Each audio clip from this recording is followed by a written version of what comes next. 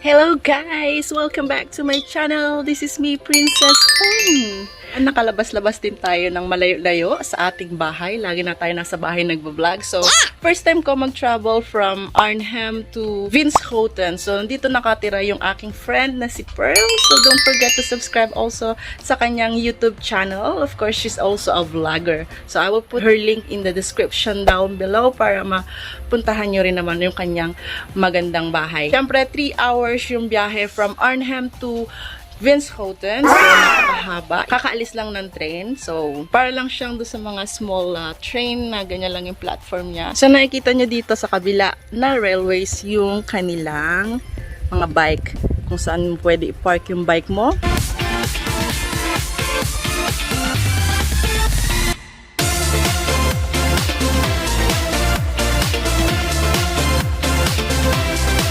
So, ayan yung railway.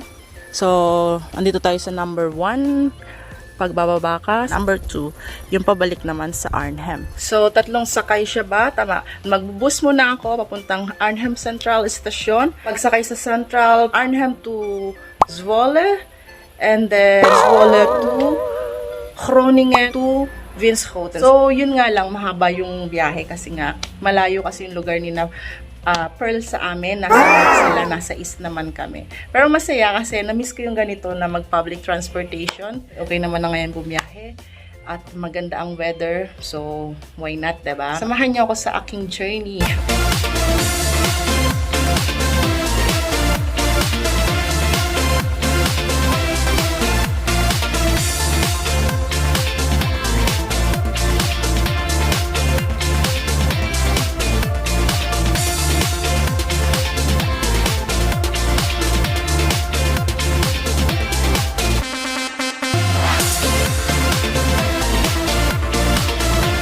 Pauwi na tayo kasi may biglaan akong pupuntahan bukas kaya I need to go home. Dapat nga magtulog pa ako sa kanila ng Saturday kasi nga malayo yung biyahe ko dito. So kung bukas pa ako aalis, magagahol ako sa oras. Kaya I decided na ngayon ako magbibiyahe. Nahuli ako dun sa train. Weekend ngayon at saka gabi na kaya 1 hour ako mag-iintay. Kaya nagdadaldal ako kasi wala namang tao. Nakita nyo, ako lang yung tao dito. Ayun, last trip na ata ito. Hindi ko alam kung last trip na ba ito dito. Yun lang gagawin natin, mag-intay ng mag-intay. Mahirap talaga pag wala tayong sariling sasakyan. Yung struggle pag na late ka sa departure nila. Talagang kailangan mo mag-intay lalo na pag ganitong na siya, outside the city na medyo madalang yung train. Parang iisa lang. Pag dumaan na yung isa, babalik lang yun. Tapos balik-balik. Kaya ganun yung intayan na 1 hour.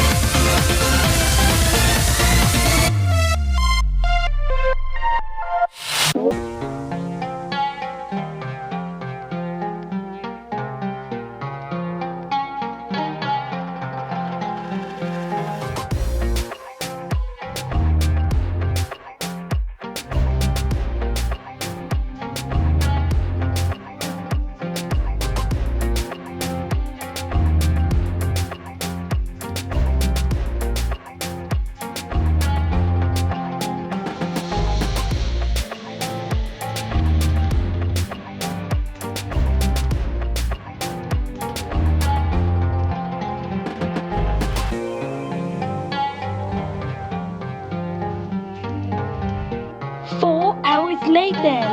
So guys, nandito na tayo. Alas 12 na ng madaling araw. Thank you so much for watching guys. And if you're not yet subscribed sa aking channel, please don't forget to hit the bell button there. And happy weekend. God bless you all. Buti na lang walang ulan kasi umuulan kanina dun sa north.